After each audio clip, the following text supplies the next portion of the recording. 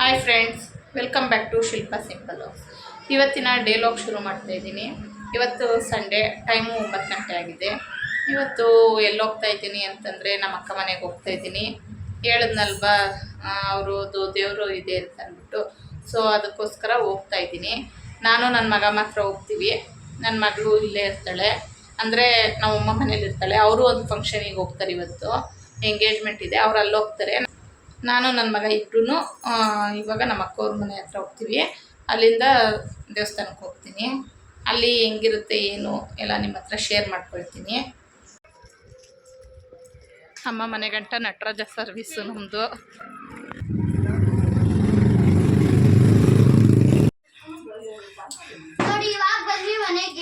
ನಮ್ಮಮ್ಮ ಏನು ಮಾಡ್ತೈತೆ ಅಂತ ತೋರಿಸೋಣ ಬನ್ನಿ. ನೋಡಿ, ನಮ್ಮಮ್ಮನೂ ರೆಡಿ ಆಯ್ತವ್ರೆ. ಈಗ ಎಲ್ಲರೂ ಒಟ್ಟಿಗೆ ಹೊರಡ್ತಾ ಇದ್ದೀವಿ.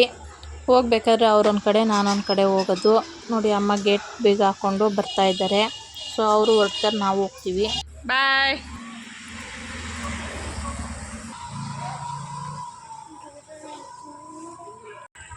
ನಾನು ನನ್ನ ಮಗ ಬಸ್ಸಲ್ಲಿ ವೇಟಿಂಗು. ಬಸ್ ಮೂವ್ ಆಯ್ತಾ ಇಲ್ಲ, ಎಷ್ಟೊತ್ತು ಮೂವ್ ಆಗುತ್ತೋ ಗೊತ್ತಿಲ್ಲ. ಡ್ರೈವರು ಇಲ್ಲ, ಕಂಡಕ್ಟ್ರು ಇಲ್ಲ. ನಮ್ಮ ಭಾವ ಇಲ್ಲೇ ನಿಂತವ್ರೆ, ಯಾವ ಕಡೆನೂ ನೋಡ್ತಾವ್ರೆ. ತಪ್ಪು ಬೇಕಾ?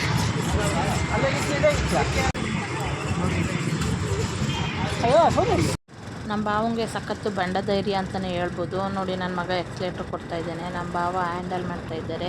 ಈಗ ನಾವು ಅವ್ರ ಮನೆ ಹತ್ರ ಹೋಗೋಷ್ಟರಲ್ಲಿ ಎಲ್ಲ ರೆಡಿಯಾಗಿರ್ತಾರೆ, ಏನು ಅಂತ ನೋಡೋಣ. ನೋಡಿ, ನಾನು ಬರೋಷ್ಟರಲ್ಲಿ ನನಗೋಸ್ಕರ ವೆಯ್ಟಿಂಗ್ ಮಾಡ್ತಾ ಇರ್ತಾರೆ ಅಂತಂದರೆ ಅವರೆಲ್ಲ ಬ್ಯಾಟಿಂಗ್ ಮಾಡ್ತಾವ್ರೆ.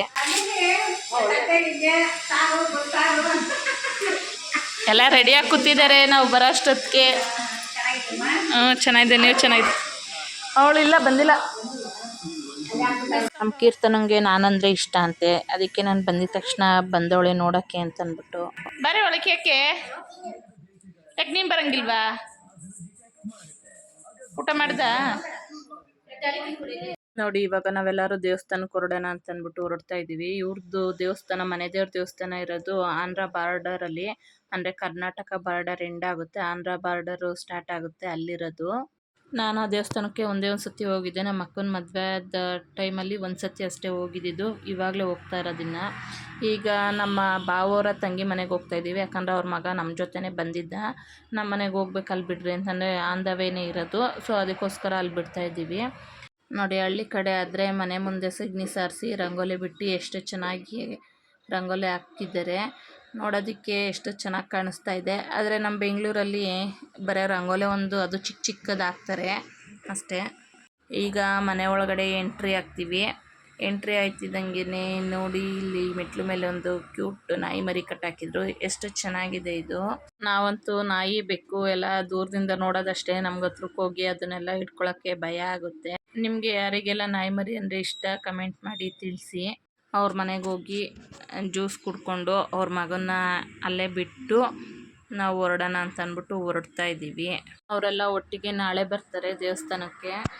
ಬಾಯ್ ಸುಮಂತ್, ಬಾಯ್ ಬಾಯ್. ಈ ಕಡೆ ನೋಡು. ಬಾಯ್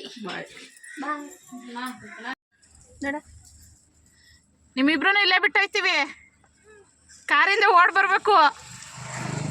ಇಲ್ಲಿ ಗಾಡಿ ಸ್ಟಾಪ್ ಮಾಡಿದ್ವಿ, ಯಾಕೆ ಅಂತಂದರೆ ನಮ್ಮ ಭಾವರು ಹೂವು ಮತ್ತು ಪೂಜೆ ಸಾಮಾನು ಏನೇನು ತೊಗೋಬೇಕು ಅಂತಂದ್ಬಿಟ್ಟು ನಮ್ಮ ಭಾವನ ಮತ್ತು ಅವ್ರ ಅಮ್ಮ ಹೋಗ್ತಾ ಇದ್ದಾರೆ. ಸೊ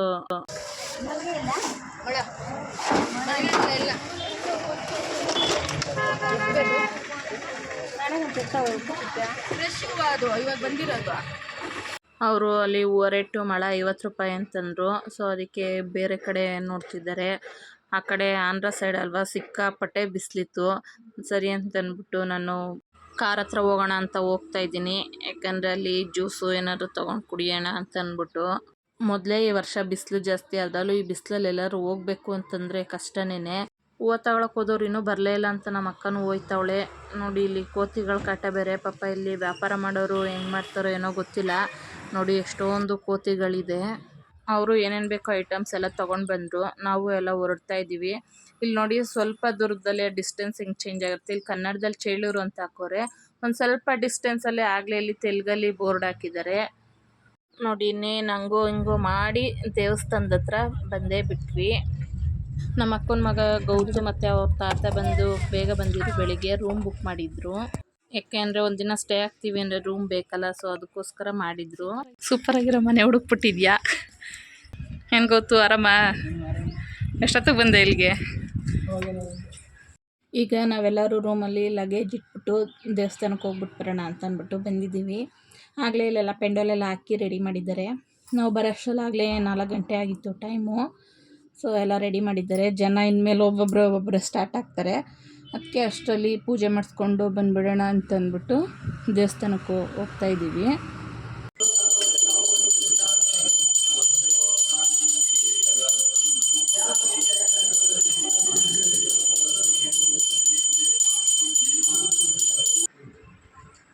ಪೂಜೆ ಎಲ್ಲ ಮಾಡಿಸ್ಕೊಂಡಿದ್ದಾಯಿತು. ಈಗ ನಾಗರು ಮಾಡೋ ದೇವಸ್ಥಾನದ ಹತ್ರ ಹೋಗೋಣ ಅಂತ ಅಂದ್ಬಿಟ್ಟು ಹೋಗ್ತಾಯಿದ್ದೀವಿ. ನಾಳೆ ಬೆಳಿಗ್ಗೆಗೆ ಅವರು ಇಲ್ಲೇ ಪೂಜೆ ಮಾಡಿಕೊಂಡು ಬರ್ತಾರೆ, ಬೇಗನೆ ಬಂದು ಮಾಡ್ಕೊಂಡು ಹೋಗ್ತಾರೆ. ಬಂದವ್ರಿಗೆಲ್ಲ ಇಲ್ಲೇ ಊಟದ ವ್ಯವಸ್ಥೆ ಆಗಿತ್ತು. ಸೊ ನಾವೆಲ್ಲ ಊಟ ಮಾಡ್ಕೊಳ್ತಾ ಇದ್ದೀವಿ.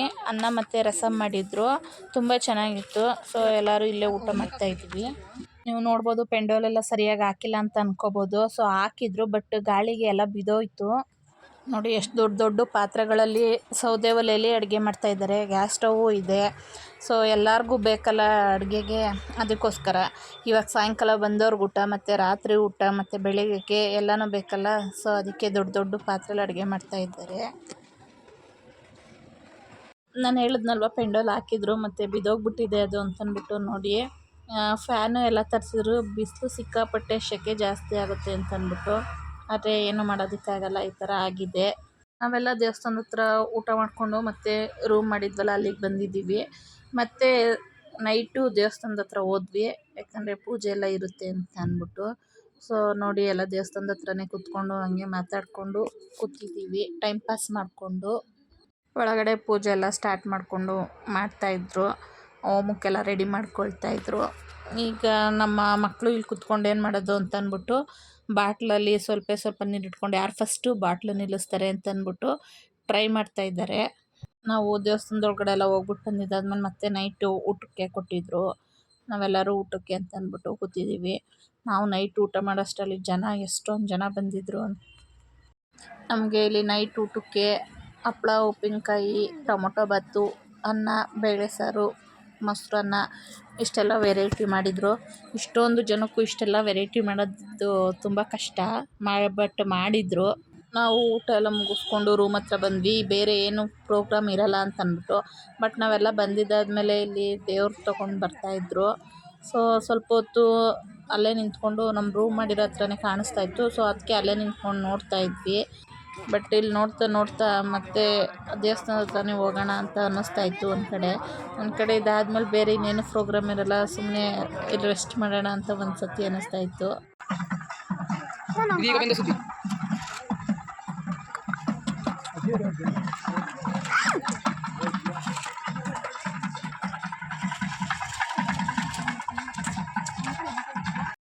ಫೈನಲಿ ನಾವು ದೇವಸ್ಥಾನದ ಹತ್ರ ಬಂದ್ವಿ. ನೋಡೋಣ ಯಾವ ಥರ ಎಲ್ಲ ಪೂಜೆ ಎಲ್ಲ ಇರುತ್ತೆ ಅಂತ ಅಂದ್ಬಿಟ್ಟು ನೋಡೋಣ ಅಂತ ಅಂದ್ಬಿಟ್ಟು ಬಂದ್ವಿ. ಕುಣಿತಾ ಇದ್ದಾರೆ ಇಲ್ಲಿ.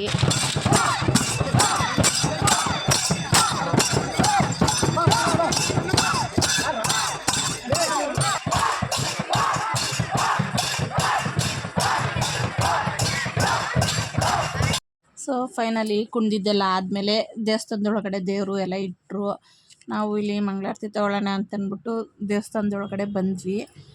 ಇಲ್ಲೂ ದೇವಸ್ಥಾನದೊಳಗಡೆ ಪೂಜೆಗಳೆಲ್ಲ ಮಾಡಿದ್ದಾರೆ, ಕಳಶ ಎಲ್ಲ ಇಟ್ಟು. ಸೊ ನೋಡಿ ದೇವರು ಇದು ಮೆರವಣಿಗೆ ಮಾಡಿಕೊಂಡು ಬಂದಿದ್ದಂಥ ದೇವರಿದು.